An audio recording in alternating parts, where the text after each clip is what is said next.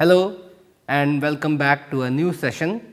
In this session, we are going to talk about the MSP 430 microcontroller, continuing from our previous lecture. This is part of the online course on Introduction to Embedded System Design, and as usual, I am your instructor Dhananjay Gadre at Netaji Subhas University of Technology. Now, in the last lecture on MSP 430, we looked at the MSP 430 series map of the memory map, and specifically the G2553 microcontroller. We were looking at that here. Let us continue further. The flash memory, which in this case is 16 kilobytes of flash memory, is partitioned into segments. A segment is the smallest amount of memory that this microcontroller can erase, and the flash memory is partitioned in two parts as we discussed. One is the memory where you store the code, and the other is what is called as the information memory. The differences between the two segments here, the code segment and the information segment, is the size of the segment. The information segment is 64 byte segments, and the main memory is where you store the code is 512 bytes. In our case, the amount of memory that is available, you have in 2553 we have 16 kilobytes of memory. We have already discussed what all we can do with this, and I will repeat here that the flash memory can be used to store code as well as constants, and you can modify some of these constants also. The interrupt vectors are stored in the flash memory part of the code memory, in the very upper, the uppermost part of the flash memory here. This is the where you are storing the interrupts and the various interrupt vectors as well as the reset vector. We have seen that the reset vector is at address, let me write it down here, is at address F, F, F, E and F, F, F, F. You see it takes 2 bytes because the addresses are 16 bits, that is why you have to store these two locations, you have to use these two locations. Here is the table which describes all the interrupt vectors. G2553 supports 32 interrupts, and each of the interrupt requires an interrupt subroutine. Interrupt subroutine is going to be a program in the flash memory, and in this vector table you store the address of that location in the flash memory, and so each address is 16 bits, and so for 32 interrupts it requires 64 memory locations, and this is the description of that. As you can see, at the top of the location is the reset vector, and you have other interrupts associated with various peripherals of G2553. We will go in these details when we are using these peripherals. So, I am not going to go through each one of them, but as you can see from this table, it has interrupts for timers as well as comparators, a watchdog timer, the universal serial communication interfaces and the ADCs, and as well as ports. Now, the information memory of the flash memory is in the case of G2553, you have 256 bytes here,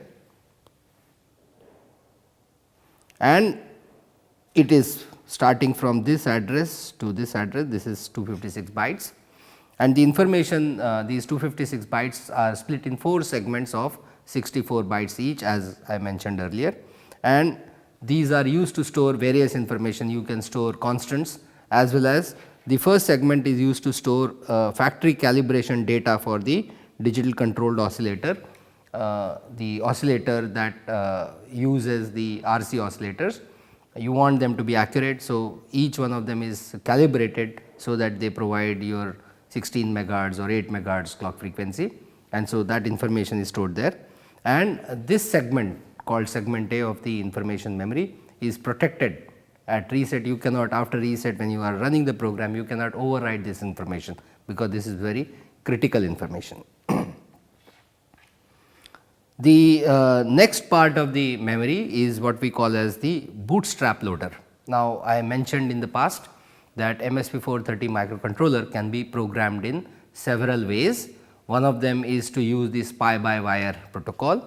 The other is through the JTAG, 4 JTAG pins that we have on a microcontroller like MSP430, and the third method is through the bootloader, which is a in application programming method of uploading a code, and in MSP430 jargon this is called bootstrap loader, and that bootstrap loader is located at this address as you see here.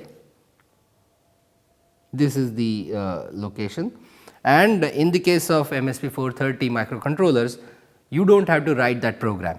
Each and every MSP430 microcontroller, especially the G series, they come with a pre-programmed bootstrap loader. All you have to do is, in your microcontroller system, provide an ecosystem which is compatible with invoking the bootstrap loader mechanism, and then you can upload any program from your from your desktop computer into the memory of the microcontroller, and later in this section we will discuss about that. But to mention here that about 1 kilobyte of flash memory is available and pre-programmed with a bootloader provided by Texas Instruments. The RAM is used for storing variables as well as stack, and you have about 512 bytes of SRAM available on the G255 series. Here is the address. This is the starting address 0200, and the upper limit of that address depends on exact chip number. In this case it is 512 bytes. So, from 0200 it will go up to 512 locations. Apart from the flash, the information flash and the RAM, you also have memory for use by the peripheral registers of the CPU, and you can see them here. And there are 3 types of registers. Some of the registers require 16-bit access, so they are available here, word access. Some of the peripherals require 8-bit storage, and so those registers are accessible through this. And then there are special function registers which we will come to shortly. This is the various 16-bit word storage peripheral registers. As you can see, they deal with ADCs, they deal with timer 1 and timer 0, as well as flash memory. You can control access to the flash memory by writing into these registers, and you can also write to the control the watchdog timer at this location.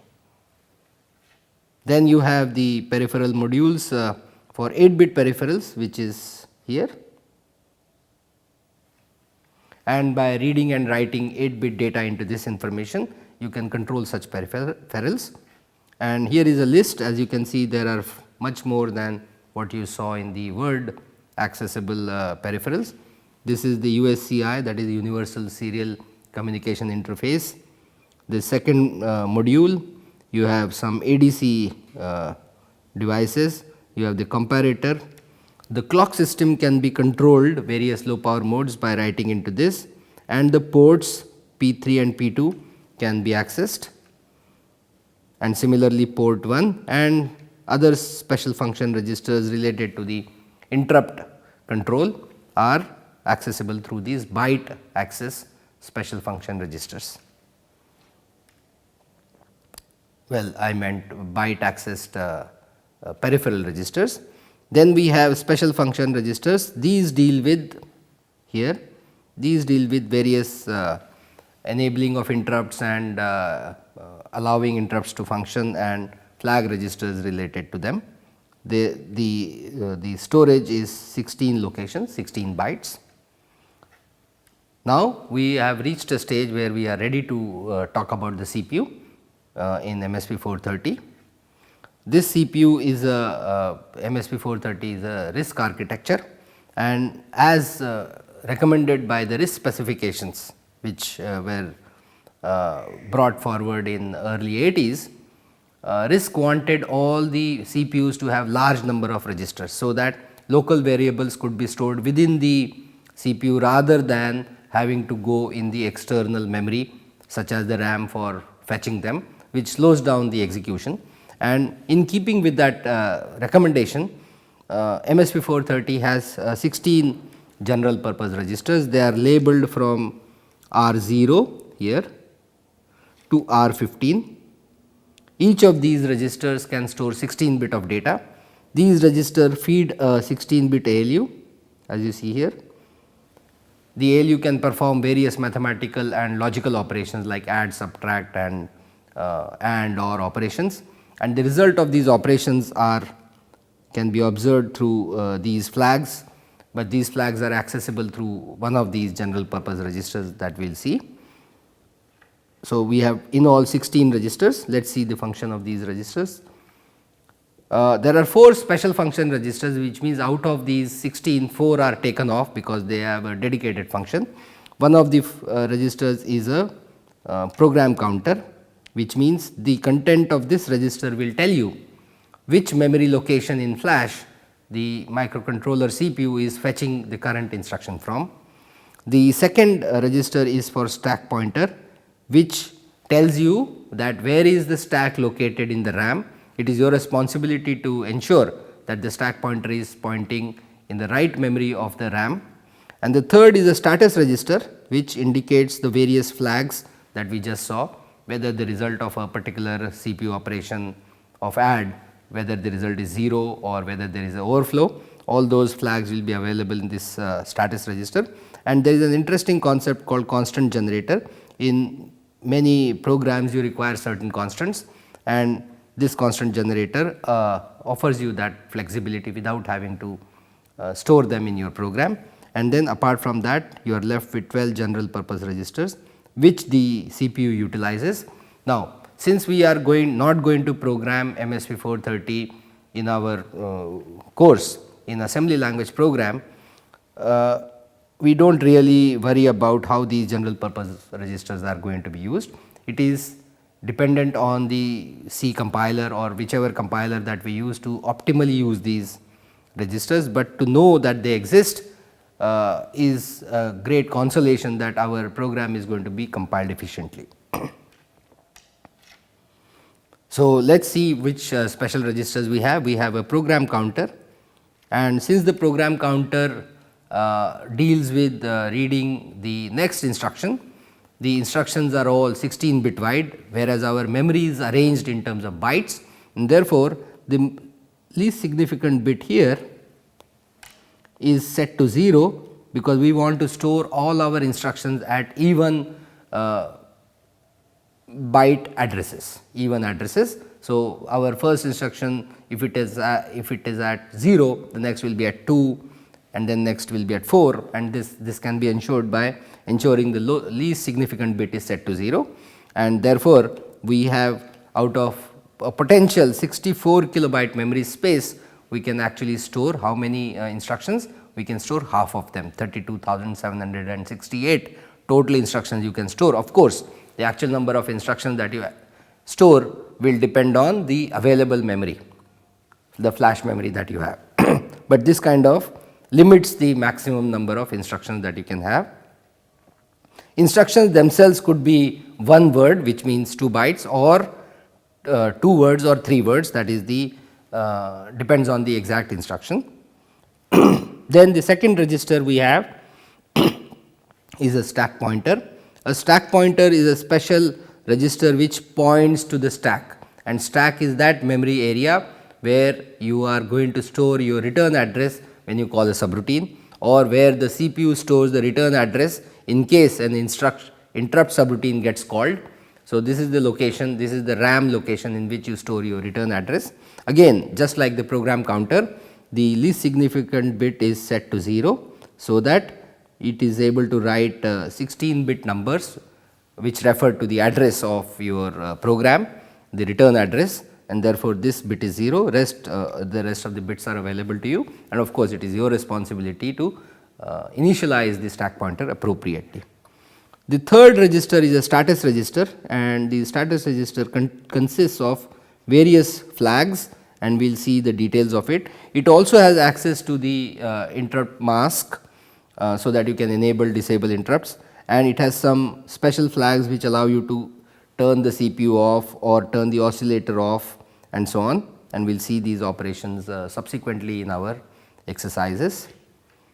We have a overflow flag which is set to 1 when the result is an overflow as a result of mathematical operations when you are dealing with signed bit numbers. We have these two system clock generator bits where you can turn on and turn off the main clock or the other clocks. You have oscillator off and so on, and here is the general purpose interrupt enable, and then these are the 3 flags apart from the overflow flag, which is the negative flag, which means when the result, the most significant bit of your number that you are looking at, if it is 1, this is the negative flag. You have the 0 flag when you do any mathematical operation or logical operations, it results in a 0 in all the bits, and a carry flag when there is a carry from the most significant bit into the outside that. So, these are the flags that are available. The constant generator register is able to provide 6 commonly used values using R2 and R3, and no special instruction is required to access those constant values, and we will look at a program so that we illustrate this concept.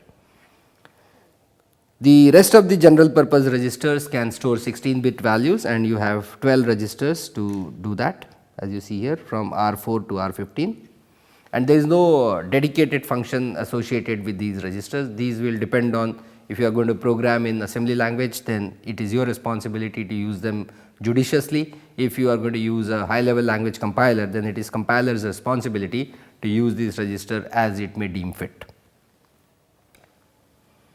Now, since we are not going to program MSP 430 in assembly language programming, but we still want to have a feel of the kind of instructions that are available. As I mentioned, MSP 430 is a RISC architecture, which means the number of instructions expected is less compared to a corresponding CISC architecture.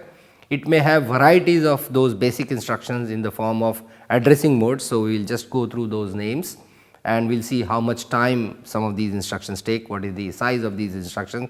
As I mentioned, the instructions could be 1 word or 2 words or 3 words, and then eventually we will see how we are going to be experimenting with the MSP 430 microcontroller in our course by looking at the design of the MSP 430 lunchbox. So, the instructions are they can have double operands here, such that you want to add the values of, as an example, R4 and R5. Here the sum of R4 and R5, which are general purpose registers, is stored in register R5 here. This is the destination. You can have a single operand instruction where you, apart from the instruction, the opcode, you have an operand here. You are saying call a subroutine which is located at an address whose address is located at a flash address whose the address of which is stored in a register R8, and you could have another instruction such as a jump instruction where it is an unconditional jump with the relative, which means compared to your current location you can jump forward or you can jump backward.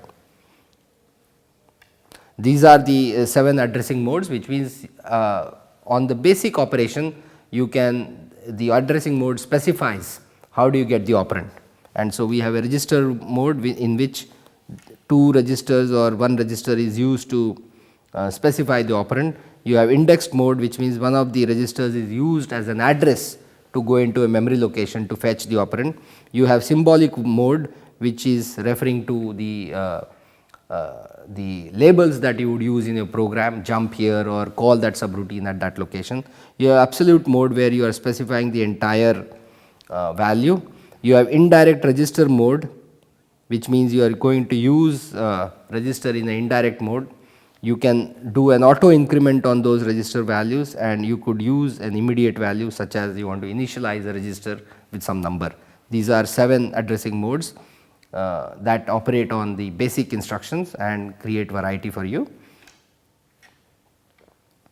And this is the addressing the source and destination bits that specify each of these modes, as you can see. We are not going to again go into the details of this, because as an embedded system designer we would worry about other issues. Now we have reached a point where we are now ready to jump into experimenting with MSP430 microcontroller, and for that, as you see, as I mentioned here several times, we have designed a microcontroller evaluation kit called MSP430 Lunchbox. Now let me also briefly mention that this is not the only evaluation kit that you have, that Texas Instruments makes several wonderful evaluation kits, and the most popular of them is actually called MSP430 Launchpad. That is their official evaluation kit. This kit is priced very competitively, and if you get your hands on it, you will realize that on this kit there are actually 2 microcontrollers. One of the microcontrollers is the one that you are going to use, which we call as the target microcontroller, and then there is a control microcontroller which controls this target microcontroller and helps you download program into it, or to emulate it, or to debug it. And so it is a extremely competitive and extremely versatile piece of hardware. Unfortunately, it is slightly more expensive than what is possible to make ready with microcontroller by itself, and this is where we come into picture, and we have designed this lunchbox. As you see, here is our target microcontroller, which is going to be MSP430G2553 in the DIP format. Now I have been mentioning this several times in the past, that there are several ways of programming MSP430 microcontroller. One is through the SPI by wire method, which incidentally is the method that official Texas Instruments MSP430 Launchpad uses. The other method is by accessing the JTAG interface pins, 4 of them, TDI, TDO, TMS and TCK. The third method is using what is called as the in-application programming, what Texas Instruments calls as bootstrap loader, and the advantage of that is you do not need any special mechanism to transfer program from your development host, which is the desktop or laptop computer, into the memory of the microcontroller. All you need is knowledge of which signals to activate and a mechanism to connect the desktop computer and the microcontroller. And today, as you know, one of the most common methods of connecting anything to the desktop computer or laptop computer is through the USB. Unfortunately, the G2553 microcontroller does not have a USB interface. It has a UART interface. So, you have to have a mechanism by which the USB signals from the desktop or laptop computer could be translated and converted into UART, and such a device which converts from one protocol into another has a name, and it is called a bridge. A bridge is simply a mechanism to go from one side of the river to the other side. Likewise, I would say that we need a device which is a USB to UART bridge. Now, there are several mechanisms to achieve this bridge functionality, and we have used an IC called CH340. This is a commonly available bridge integrated circuit. On one side it connects to the USB, and on the other side it has the UART functions, and apart from that it has 2 control signals. One is called request to send and data DTR signal, and these are used to connect to certain pins of the MSP430 G255 series microcontroller in this PI by wire mode only for control. And then because your MSP430 microcontroller operates at 3.3 volts or up to 3.6 volts and not 5 volts, we have taken the 5 volts available on a USB, passed it through this low dropout voltage regulator to provide 3.3 volts supply voltage not only to the microcontroller, the target microcontroller, but also to the bridge. Apart from that, you have a 32.768 kilohertz crystal which is used to generate the bit rate, what is called as baud rate for UART communication. You have a user LED, you have one user switch, you have a reset switch. Other than that, rest of the available pins are accessible through header pins, as we will see in the next slide. Here is the photograph of the MSP430 lunchbox, and let me show you. This is the microcontroller MSP430 G2553. Here is the reset switch, here is the user switch. We have the power on LED here, and a power on LED is very important component to have whether you are designing a evaluation kit or your own instrument, because that is the only way to convey to the user that the power to the system is on. If it was not there and if the system is not working, the user would be confused. Is it not working because the power has not been applied, or whether it is not working because the system is faulty. So, a power on indicator is a good way for that. You also have this crystal which is required. This crystal is required by this CH340 USB to UART bridge. You also have a 32 kilohertz crystal as you saw in the previous slide. This is used by MSP430 for UART communication. The available pins that MSP430 offers you are available on these header pins, and you have a this is the user LED here. This is the user switch that you can that is connected to certain pins of the resident microcontroller, and here are some jumpers you have to engage in certain way, as mentioned here. If you want to put the MSP430 kit in programming mode, which means you want to download code, then these jumpers have to be engaged. These are shorting jumpers with which you can connect two neighboring pins. You have to engage them in certain way, and if you want to use the same USB interface for serial communication in your program, through your program during runtime, then you change the setting of these jumpers, and this is mentioned here and here. And this is a transistor which is required for some level inversion. This is the microcontroller that we are using. It has all these features which I have gone through before. This is the schematic. I encourage you to go through the schematic. It has been annotated nicely. Here is the power supply, here is the user peripherals, which is switch and LED. Here is the USB to UART bridge, here is your MSP430, and here you have extension headers. This is the layout, and as I have mentioned repeatedly, that this layout is available on my blog website, which we have shared, which on the Git website. You can download this and you can print your own printed circuit board and solder all the things yourself, and you can make this evaluation kit yourself. If you do not have it, you can even temporarily put together all the components on a breadboard or a zero board. You can have in-house, you can make your own PCB, or you can get a manufactured PCB from outside. And so, this is the evaluation, the lunchbox fabricated on a breadboard. This is in-house that in my lab we used earlier, and this is the manufactured lunchbox. I hope that you have access to one of these three lunchboxes to be able to continue having extensive hands-on sessions in future. I will see you very soon. Thank you very much.